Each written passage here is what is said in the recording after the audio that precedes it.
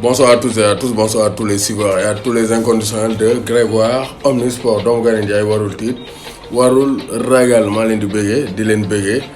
leen bëggee donc bienvenue dans ce direct donc pour parler faire le débrief de la finale de l'Euro.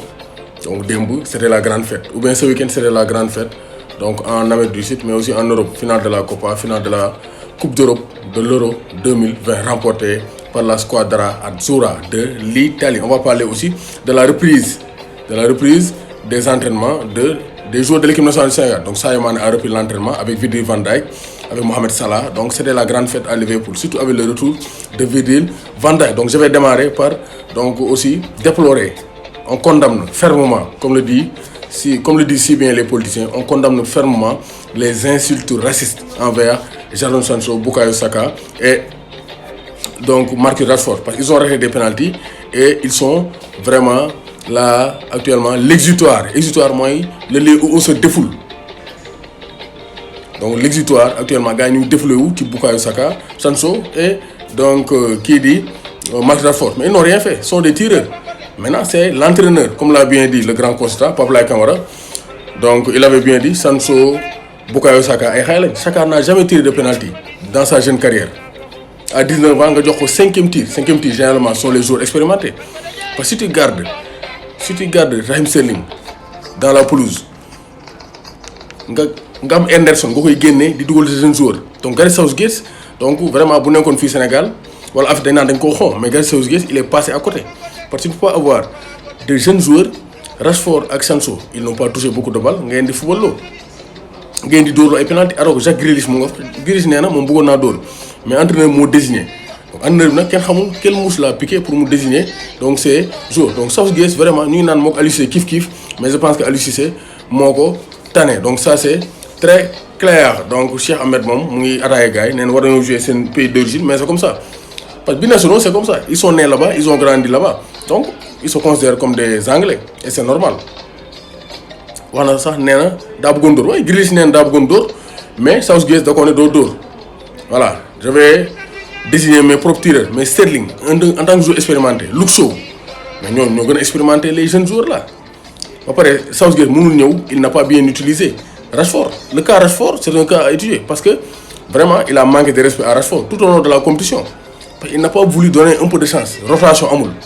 L'expérience fait la différence. Et l'Angleterre avait même la possibilité parce que les Italiens ils ont raté 2 tirs, donc ils avaient la possibilité de gagner. Mais des jeunes joueurs là, loo xam day peser actuellement, ça va peser, day peser seen carrière. Donc Southgate il a fait une erreur de casting, mais il avait fait des erreurs depuis le début. Face au Danemark, il marque un deuxième but, il préfère reculer. Aujourd'hui, donc hier, il marque dès le début, deuxième minute de jeu, bout de Luke Shaw, et il défend. Tu marques un but, l'Italie est désorientée avec le surnombre apporté par Kieran Trippier et Luke Shaw. Au lieu que nga porter l'estocade, nga bëgg arrière, bëgg défendre match bi yëpp. Southgate dafa ragal, dafa xof. Southgate dafa perdre carrément. Ne ko Papa Laye di waxee dafa perdre. Équipe sax amul chaque match mu tourner. Loolu baaxul ah ouais. Équipe amul chaque jour mu tourner. Parce que il faut faire jouer Kieran Trippier par la force. Donc il doit assumer. Boo amee d'excellents joueurs, il faut assumer.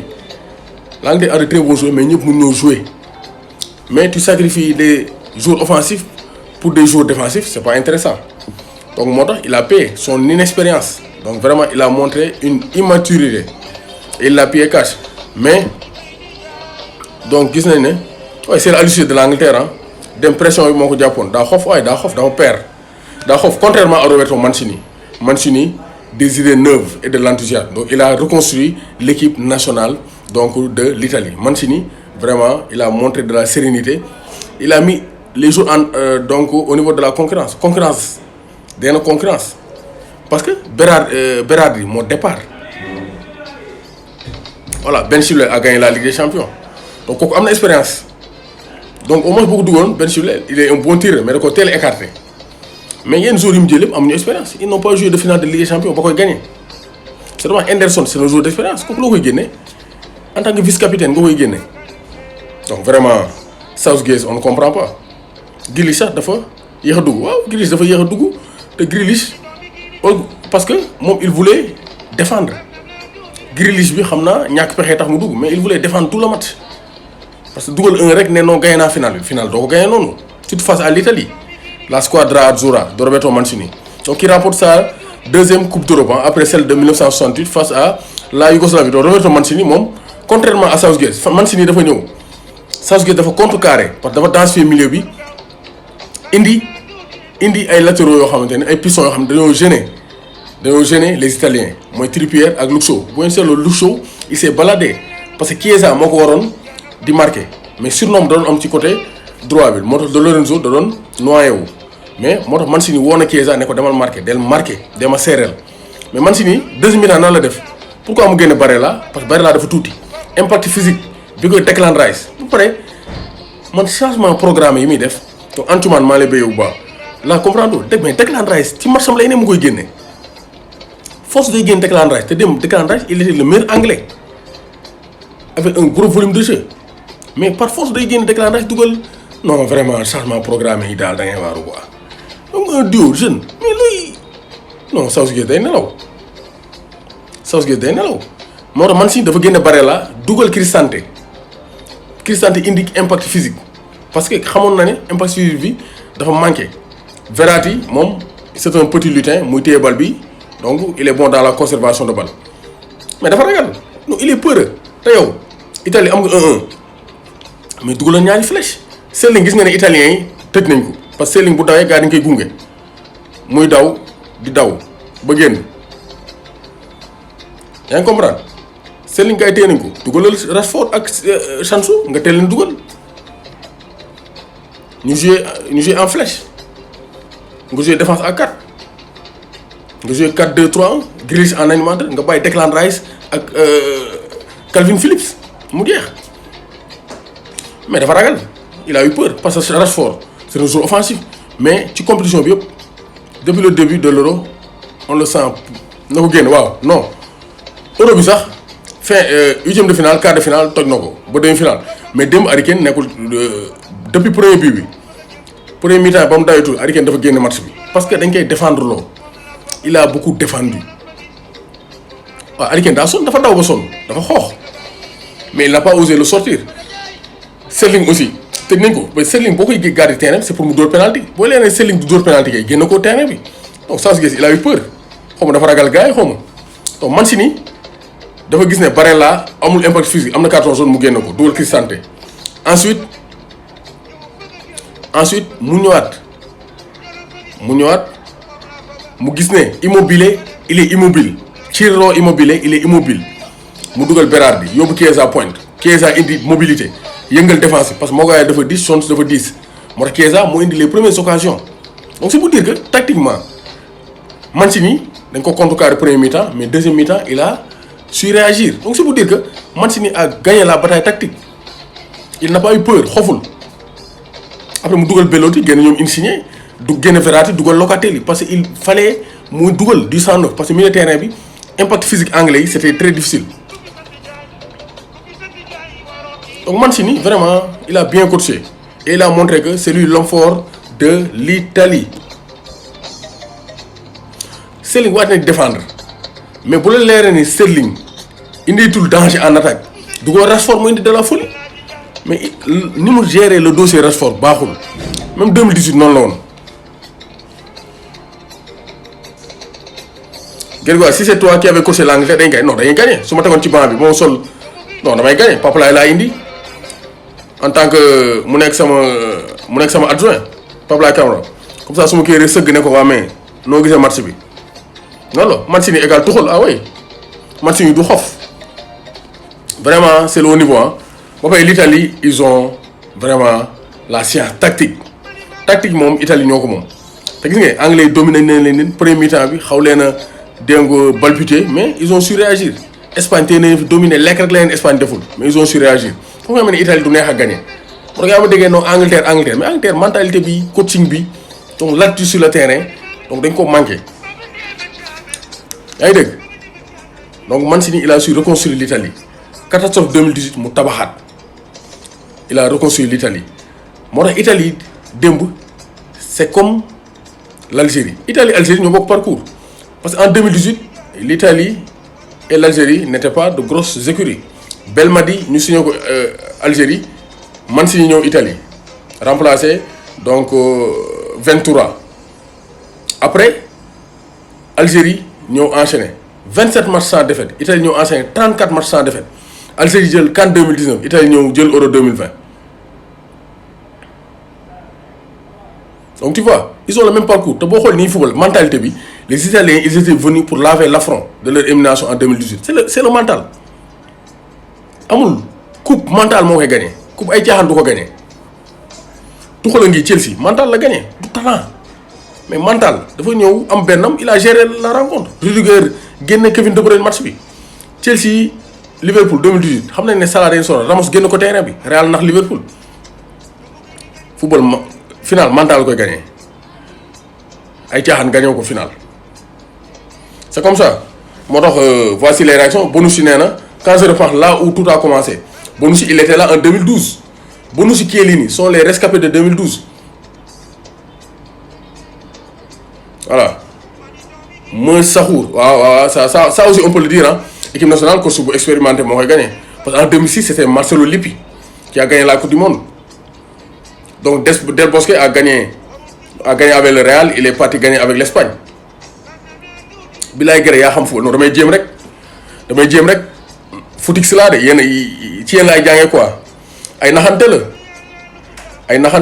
jeex na Italie ils sont malins ils savent que tu vas les gagner ils t'amènent au tir au but ah oui mais ils savent gérer ils ont un grand gardien Gianluigi Donnarumma le meilleur joueur de l'Euro et amplement mérité 5 séances de tir au but 5 séances tir au but yu mus a dem yëpp da koo gagné Donnarumma donc vraiment Gareth Southgate donc le manque d'espérance aussi ça joue voilà parce que Angleterre football bu salte lañ bëggoon def Italie neen loolu du fi jàll donc Bonucci nee na donc bu xalaatee fan lañ jógee non maintenant Euro 2012 Espagne dañu doon 4-0 final non 4-1 parce que Pirlo dugal na penalty Bonucci ak kii la ñu woon 2012 9 ans plus tard ñu gagné ils sont restés mais 2012 Bonucci avait 25 ans et Chiellini il est né en 1984 il avait 28 ans donc 3 ans la ko magee parce que Bonucci da ngay foog ne mag la mais moroom Lionel Messi la il est né en 1987 mais ça fait longtemps qu'il joue titulaire dans la défense italienne Bonucci ñoom ñaar sont les symboles ils n'ont pas 50 millions de followers sur Instagram ils sont pas bling bling mais ils sont efficaces vraiment Giorgio Chiellini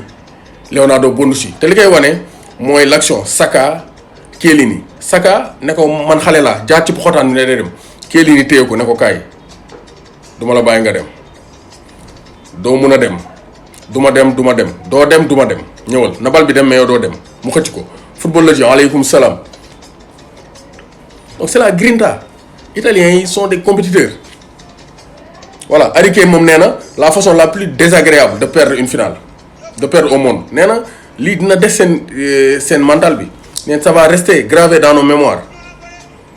vraiment je n'aurais pas pu donner plus que ça les gars n'auraient pas pu donner plus les tirs au but sont la façon la plus désagréable mais avant ngeen egg tir au but mën ngeen rey match bi mais seen entraîneur dafa ragal Southgate il était complètement à l'ouest Gianluigi Donnarumma nee na donc c'est exceptionnel on a écrit l'histoire vraiment ils ont écrit l'histoire depuis 1968 Italie gagnewul Euro mais Italie compétition bu mu dem kenn sóoraale ko da koy gagner parce que ce sont des bêtes de compétition Roberto Mancini mu ne ces garçons ont été formidables yow tamit tu as été formidable vraiment formidable comme Stromae ni mu ko wooyee Gareth Southgate nee na je suis incroyablement déçu ah lépp yaa ko def pari perdant mais li may ñëw aussi on condamne les insultes racistes même Marcus Rashford gars yi dañoo dem ba këram xam nga di ko jéem a intimider mais quand même gars yi jëm nañu ko protéger ses voisins non Jorginho mérite na Ballon d'Or mais Ballon d'Or su ma ko waxee waa Barça dañ may attaqué waa Messi mais Jorginho vu l'ensemble xool Jorginho Chelsea fu mu jugee ak fi ñu ñëw ba ak Italie fu mu jugee il a été exceptionnel gars yi naan Jorginho lan la gagné mais en 2006 Cannavaro a gagné la coupe du monde ñu jox ko mais Jorginho li problème bi Messi dafa gagné Copa loolu moo yàqal Jorginho Copa bi ren moom saa yi moom moo tax quoi bu nelaw sax non nelaw ma Papa Lay maa ngi nii maa ngi xool nelaw ma de voilà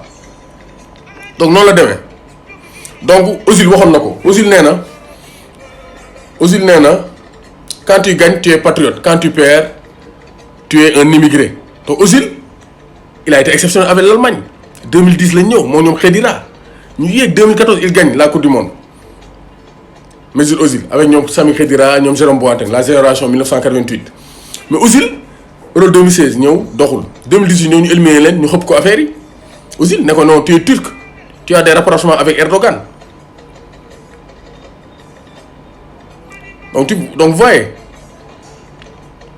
donc vous voyez David Beckham c'est pas la première fois David Beckham Euro 2004 David Beckham ba mu raté penalty face à la France jël bal bi dóor ko ca kaw mais il a reçu toutes les insultes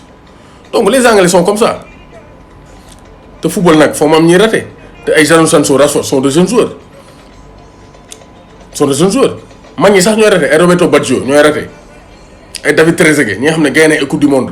gagné nañ ay championnat gagné nañ ay euro ñooy raté penalty waxatuma la ak ay de jeunes joueurs